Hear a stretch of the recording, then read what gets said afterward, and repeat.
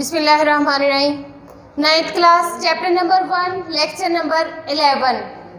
Topic था हमारे पास vernier caliper. Vernier caliper को हम डिस्कस कर रहे थे, उसका इंट्रोडक्शन, उसके पार्ट्स और उसकी कंस्ट्रक्शन को हमने कल डिस्कस किया था। आज हम बात करेंगे उसके लीस्ट काउंट की। हमने पहले भी 2 मेजरिंग इंस्ट्रूमेंट जो थे उनको स्टडी किया था।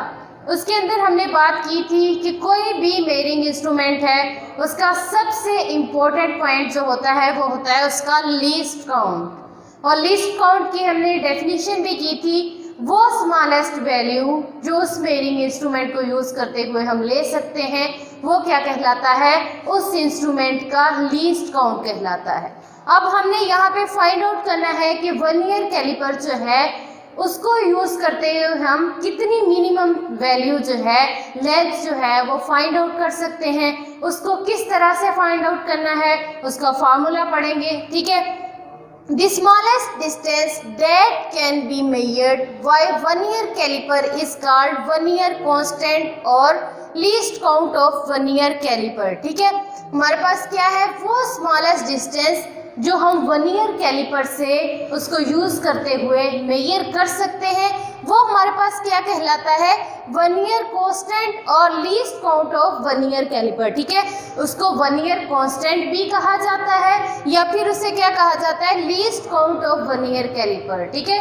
ये शॉर्ट क्वेश्चन में बहुत बार बेटा रिपीट हुआ है ये वाला क्वेश्चन कि वर्नियर कांस्टेंट क्या होता है या फिर लीस्ट काउंट वर्नियर कैलिपर का क्या होता है। क्योंकि इस चैप्टर में से आपको लॉन्ग क्वेश्चन नहीं आता, शॉर्ट क्वेश्चन ही आते हैं, तो यही मोस्टली होते हैं कि आपके जो मेजरिंग इंस्ट्रूमेंट है उनके लीस्ट काउंट वो होते क्या हैं, किस पर्पस के लिए यूज़ किए जाते हैं। इन मेजरिंग इंस्ट्रूमेंट से यही क्वेश्चन जो है वो बार बार रिपीट होते हैं, ठीक है। तो अब यहाँ पे हमारे पास क्या था कि वो स्मॉलेस्ट डिस्टेंस जो हम वर्नियर कैलिपर को यूज़ करते हुए मेजर कर सकते हैं वो हमारे पास क्या कहलाता है, वर्नियर कांस्टेंट या फिर least count of vernier caliper, ठीक है।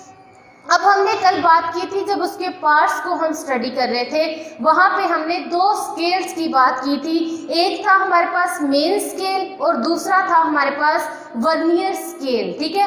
मेन स्केल जो था उसके ऊपर मार्किंग की हुई थी सेंटीमीटर और मिलीमीटर के अंदर। जो हमारे पास वर्नियर स्केल था जिसे हमने स्लाइडिंग स्केल का नाम भी दिया था, उसके ऊपर जो रीडिंग थी उसके ऊपर मार्किंग जो थी वो 10 डिविजन्स थी, ठीक है।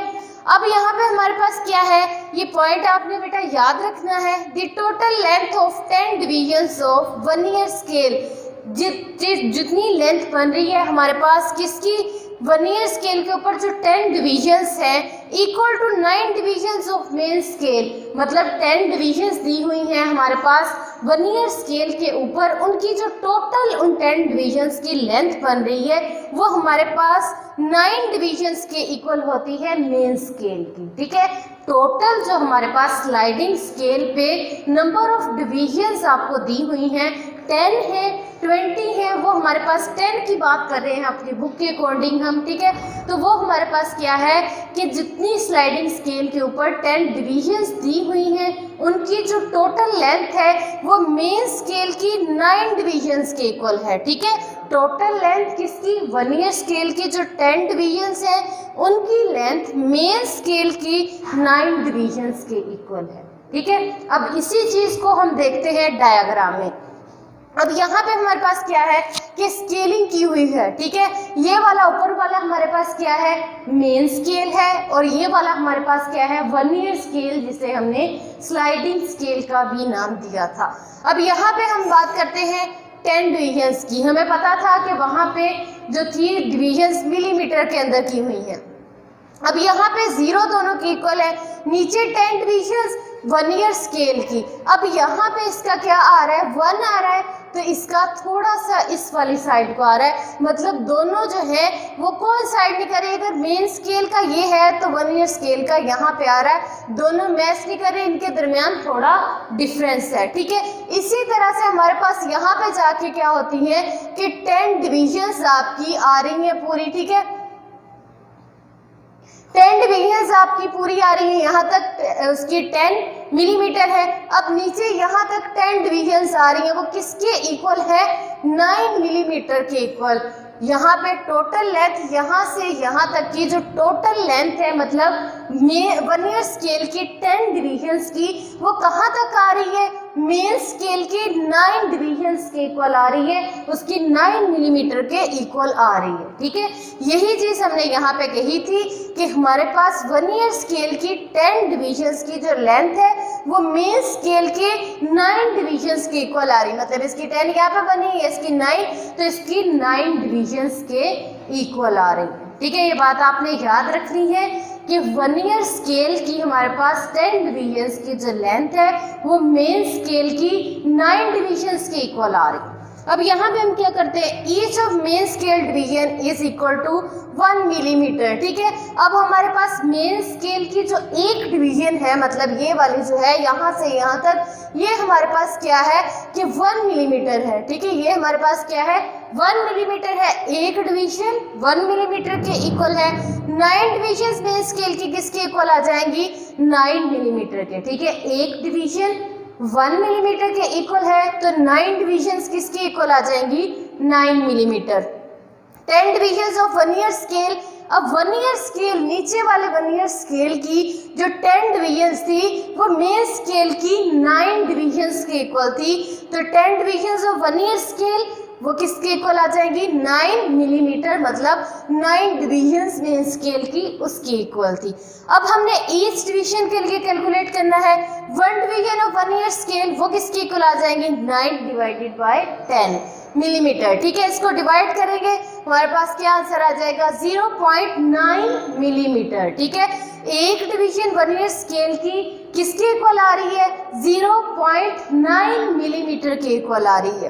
The difference between 1 small division on main scale and 1 vernier scale division is 0.1 millimetre. ठीक है, अब हमारे पास क्या आ रहा है कि जो डिफरेंस है एक स्मॉल डिवीजन मेन स्केल की और वर्नियर स्केल की, उन दोनों का डिफरेंस हमारे पास कितना आ रहा है, 0.1 मिलीमीटर, और यही हमारे पास क्या होता है, least count of vernier caliper. ठीक है, यही डिफरेंस जो है हमारे पास कि वर्नियर स्केल का एक डिवीजन और मेन स्केल की एक डिवीजन का जो डिफरेंस है वो हमारे पास किसके इक्वल आ रहा होता है, लीस्ट काउंट, मतलब वो कितना है, 0.1 मिलीमीटर। ठीक है, अगर आपसे डेफिनेशन इसकी पूछी जाए कि लीस्ट काउंट क्या होता है, तो आप इसकी ये डेफिनेशन भी लिख सकते हैं, the difference between 1 small division on main scale की एक स्मॉल डिवीजन और उसका डिफरेंस किसके साथ है, वर्नियर स्केल की डिवीजन।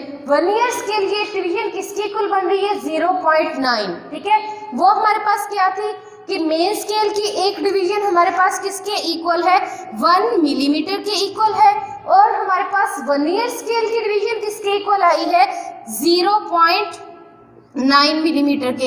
इन दोनों का डिफरेंस लेंगे वो हमारे पास 0.1 मिलीमीटर आ रहा है, और यही हमारे पास क्या है, उसका लीस्ट काउंट है वर्नियर कैलिपर का। ठीक है, एक बार तो दोबारा बता रही हूँ, मेन स्केल की स्मॉल डिवीजन किसके इक्वल है, 1 मिलीमीटर के, और हमारे पास वर्नियर स्केल की स्मॉल डिवीजन हमने अभी कैलकुलेट की है, वो आई है 0.9 मिलीमीटर। इन दोनों का डिफरेंस लिया वो हमारे पास आया 0.1 मिलीमीटर, और इसको हमने कहा कि ये क्या है, लीस्ट काउंट है वर्नियर कैलिपर का।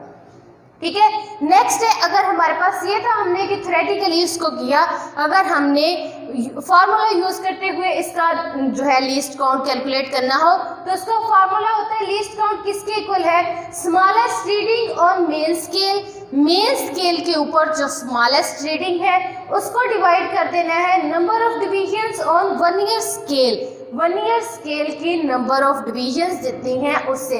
अब हमारे पास अगर जनरल में हम करें तो हमारे पास स्मॉलेस्ट रीडिंग वो चेंज नहीं होगी, वो सेम ही रहेगी, वो 1 मिलीमीटर ही होगी हमेशा मेन स्केल की जो स्मॉलेस्ट डिवीजन है। ठीक है, और हमारे पास number of divisions on vernier scale की नंबर ऑफ डिविजन्स कितनी है, 10 डिविजन्स है। डिवाइड किया, यहाँ से हमारे पास क्या आया, 0.1 मिलीमीटर, हमारे पास इसको सेंटीमीटर में किया, 100 से डिवाइड, 0.01 सेंटीमीटर ये हमारे पास क्या है, लीस्ट काउंट। ये बहुत ही इंपॉर्टेंट है, ये बहुत बार शॉर्ट क्वेश्चंस में रिपीट होता है कि होता क्या है और इसको कैलकुलेट किस तरह से करना है, ठीक है।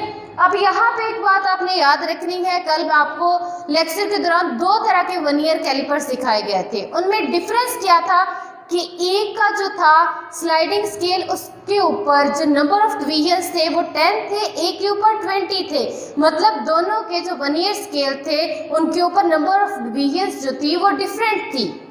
तो अगर आपको बेटा गिवन नहीं होंगी कि नंबर ऑफ डिवीजन्स कितनी है तो आपने 10 के अकॉर्डिंग करना है। अगर आपको बता दिया जाए कि वर्नियर कैलिपर के अंदर जो वर्नियर स्केल है उस पे नंबर ऑफ डिवीजन्स 20 हैं या इससे ज़्यादा हैं, जो भी हैं, तो आपने उसके अकॉर्डिंग उसका लीस्ट काउंट जो है वो फाइंड आउट करना होता है, ठीक है। अगर नहीं गिवन होगा इन जनरल तो आपने 10 डिवीजन्स के हिसाब से उसको करना है। वो हमारे पास क्या आएगा, 0.1 मिलीमीटर और 0.01 सेंटीमीटर, ठीक है। ये एमसीक्यूज में भी आपको पूछा जा सकता है और शॉर्ट क्वेश्चन में भी, ठीक है।